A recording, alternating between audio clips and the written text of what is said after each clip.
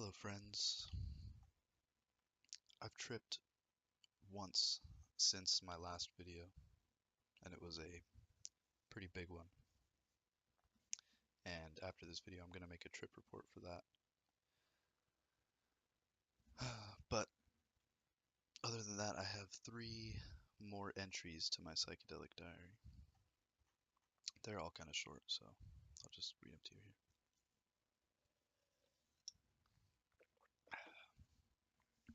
The first one's called Ideas Are Animals. What we can see only with our eyes is not the extent of the realm of conscious entities. We can see birds and bees and snails with our eyes, so we know they exist. Light reflects off them just good enough for us to make out their form and match it to a word like aardvark in our head. But some animals, much larger than the birds and bees, light doesn't bounce off of. For example, the seemingly infinite idea of understanding. This is a big idea, and it seems that the capacity to understand exists in everything and in nothing. Beyond time and beyond space exists the entity of understanding. As if this wasn't true, then I wouldn't have any background as to understand what time and space was to begin with. This idea is just as much an animal as the snail, in the sense that they both grow and evolve. They both are made of complex, self-sustaining systems, and they both connect amongst themselves and with others within their environment. They even both reproduce. The only difference is that the light doesn't bounce off of the transcendental animal, for it is not made up of molecules and atoms, instead comprised of some sort of interconnection of the very concept itself of understanding.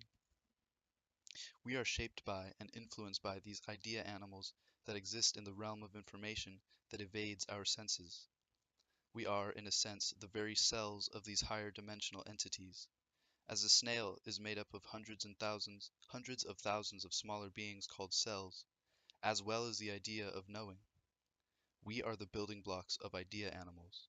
Our identities and opinions are the cells in the bodies of ideas, so quite literally, the ideas one holds and chooses to spread will determine the identity of the larger body that the idea holder is a cell of.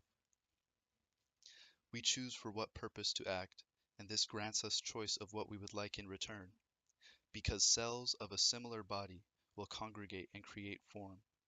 You choose what you attract with how you think, but you can only choose to be an active and healthy cell in the most beneficial body or group of like-minded people if you're willing to step back and entertain the idea being an uncontrollable instinct-driven animal.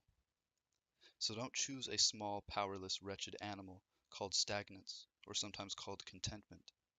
Choose to be a cell in the powerful body of becoming and knowing, because your simple desire for understanding will put you in touch with exactly that.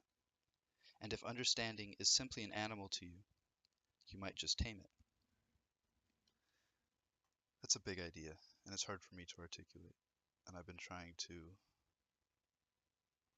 make sense of that. So if it's hard to understand, I wouldn't be surprised because I don't really understand what I'm saying myself. Anyway, the next one's called It Is to Be Coaxed. It seems that most things in life can be observed to have pattern. Some like the swing of a pendulum, swaying between extremes, yet every swing just a hair nearer to rest in the center than the one before, as time goes on. We can also notice that we have the bizarre power to consciously agitate these patterns, or blow breaths of air onto the pendulum. And if we study the swing of the grandfather clock for long enough, we might be able to simply breathe at the same rhythm as the swaying arm. And a curious thing happens when one's energy is in sync with that in which he surrounds himself. The sway of the arm becomes absolute, and the breath forgets intention, for he is working with, not against, the forces that govern his own nature. If one were to try to agitate the swing of life in sudden gusts, the sway would likely resist this unexpected brute force. But desires can be manifested slowly, and with profound ease, when one tunes into the energy in his immediate reality. He who understands all that can be understood, now. One whose mind doesn't fall into the trap of impatience or dread, but rather whose mind finds peace in the natural rhythm of the act. He is aware even of the things that are done with this. He is aware even of the things that are done the same every single day. To him they are no longer habit, but rather our conscious rhythms. So the only thing that can be concluded by all of this is that life is to be coaxed, not forced, or pulled, or pushed, but instead gently encouraged. Watch the swing of things around you very carefully. Keep your guard up for long enough to forget what you're being guarded from. Listen carefully, watch intently, and think without intention. For profound things happen when you coax a bit of glory out of your own rhythm. You are the artist and the art, the wind and the clouds, the known and the unheard of. You are what you create. You are what you coax out of the material. So why even wonder why you might feel without identity if all you do is consume? Coax God into this realm through meaningful creation. That's also a big idea. Hard for me to understand, even.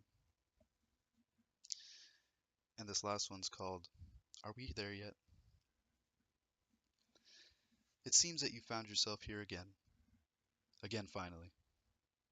Again, you've concluded the only thing that seems to be true. You fought ferociously to get here again. You've marched for days. You may have wound up here for many reasons. Your life at home may have been worth escaping, or the promise of prosperity in a new land may have been worth attaining. But you know that deep down, that's all just what you tell people who ask. There's only one real reason, and it's to have a good laugh. For here you are again. After hundreds of treacherous hours in deep self-reflection, after meticulous meditation, after crying alone in your room, after months and months, after selling your soul to the devil, and after praying to God and promising Jesus that you won't do it ever again, here you are, in the room at the center of the universe. The room is familiar, and the air is thick. You look around and you can feel that you just missed it. That thing you've been chasing for your whole life slipped through your grasp again. So here you are. Your blind chase of this thing has led you to exhaustion and you can barely move. But this dark and empty room seems oddly comfortable. You found yourself in this room many, many times before, but this time, in the center of the room lies a box. This box is jeweled and glistens with gold, and inside something glows. It seems that maybe this time you've stumbled into what everyone's been looking for. It seems that this time is unlike the others, because you swear that you finally got it. You slowly open the box to find it empty. Completely empty except for one single piece of folded paper. You use your fingers to gently lift the folded parchment out of the box. Here it is. You've made it. Whatever is written on that paper is exactly what you've been looking for this whole time, and you're sure of it. You unfold the paper and you read out loud, "You're it." You stare in extreme disappointment. Then slowly, you begin to chuckle. Then laugh, until you're screaming with joyous laughter. How could I have forgotten? You toss the paper into the corner of the room, and then exit the room with a newfound spring in your step, because you just can't wait to get out there and get lost again. And that's it.